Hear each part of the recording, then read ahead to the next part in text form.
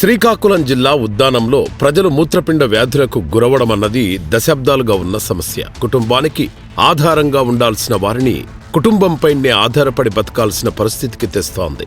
అయినా 2014 వరకు ఈ ఉద్దానం ప్రాంత సమస్యను ప్రభుత్వం పట్టించుకోలేదు. వైఎస్ రాజశేఖర్ రెడ్డి 10 సంవత్సరాలు అధికారంలో ఉన్నా ఈ సమస్యపై ఏమాత్రం దృష్టి పెట్టలేదు. 2014లో చంద్రబాబు అధికారంలోకి వచ్చాక ఈ ప్రాంత సమస్యలను ఒక సవాలుగా తీసుకొని కార్యక్రమాలు రూపొందించారు. చంద్రబాబు గారు ఉద్దానం కోసం ఏం చేశారు?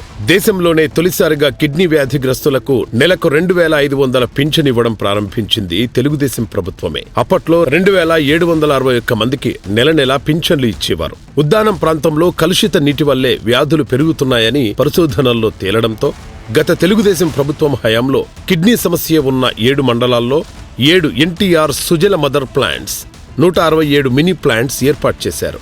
వీటి ద్వారా 80 గ్రామాల్లోని 238 నివాస ప్రాంతాలకు సురక్షిత తాగునీటి సరఫరా జరిగింది.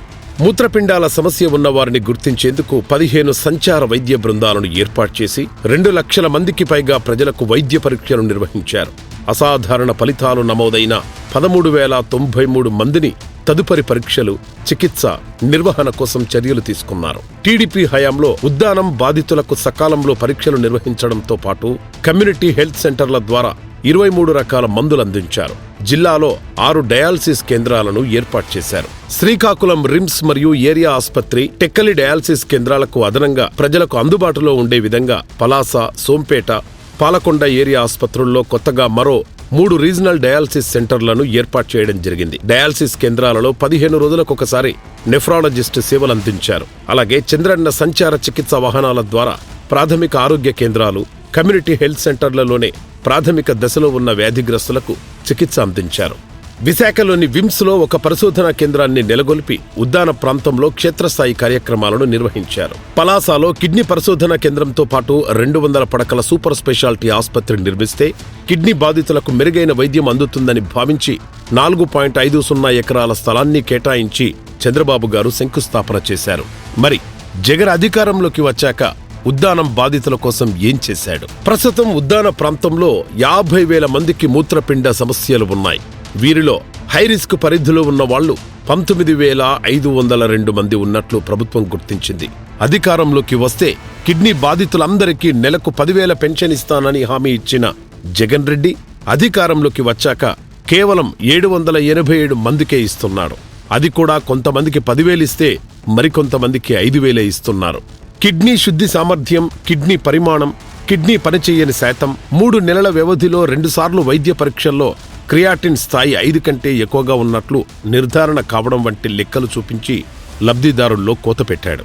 ఎన్టీఆర్ సుజల ద్వారా చంద్రబాబు గారు మంచినీటి సౌకర్యం అందిస్తే వాటిలో సగానికి పైగా మూతపడడానికి కారణం జగన్ రెడ్డి. తెలుగుదేశం హయాంలో ఏర్పాటు చేసిన డయాలసిస్ కేంద్రాలే నేటికీ కొనసాగుతున్నాయి తప్ప జగన్ రెడ్డి కొత్తగా నెలకొల్పింది ఒక్కటి కూడా లేదు. పలాస కిడ్నీ పరిశోధన కేంద్రంతో పాటు 200 పడకల సూపర్ స్పెషాలిటీ ఆసుపత్రికి చంద్రబాబు శంకుస్థాపన చేశాక ఎన్నికలు రావడం, జగన్ అధికారంలోకి రావడం జరిగాయి. భూమి, నిధులు అన్నీ చంద్రబాబు గారు సమకూర్చితే ఒక చిన్న భవనం కట్టడానికి జగన్కు 5 ఏళ్లు పట్టింది. ఈ మాత్రం దానికి అన్నీ నేనే చేశానని ప్రచారం చేసుకుంటున్నాడు. ఇక సురక్షిత త్రాగునీరు పైప్లైన్ ద్వారా అందించడానికి rural water supply and sanitisation డిపార్ట్మెంట్కి డిపిఆర్ పెట్టింది తెలుగుదేశం పార్టీ. ఈ మంచినీటి శుద్ధి ప్లాంటులోకి నీరు రావాలంటే ముందుగా హీరమండలం జలాశయంలో నీళ్లు రావాలి. ఇక్కడికి నీరు రావాలి అంటే వంశధార, నాగావళి నదుల అనుసంధానం జరగాలి. చంద్రబాబు గారు మొదటిసారి హీరమండలం జలాశయాల్లోకి నీళ్లు తీసుకుని వచ్చారు. ఈ పనులు ఆపటానికి అప్పట్లో ప్రతిపక్షంలో ఉన్న జగన్ రెడ్డి ఎన్నో కుట్రలు చేశాడు. అయినా చంద్రబాబు గారు అన్నీ సమకూర్చి పెడితే కేవలం పైప్ లైన్లు వేయడానికి జగన్ రెడ్డికి 5 ఏళ్లు పట్టాయి. ఇక కిడ్నీ వ్యాధిగ్రస్తులకు సరైన వైద్య సేవలు అందడం లేదు. వ్యాధి నిర్ధారణ పరీక్షలు లేవు. అవసరాలకు సరిపడా నెఫ్రాలజిస్టులు లేరు. జగన్ రెడ్డి నిర్లక్ష్యం వల్ల మందులు కొనుక్కునేందుకు డబ్బులు లేక బాధితుల్లో అనేక మంది మందులు ఆపేస్తున్న పరిస్థితి. దేవుని దయ ఎంతవరకుంటే అన్ని రోజులు బతుకుతాం అన్న వైరాగ్యం ఉద్దానం బాధితుల్లో నెలకొన్నదంటే ఈ పాపం జగన్ రెడ్డిదే.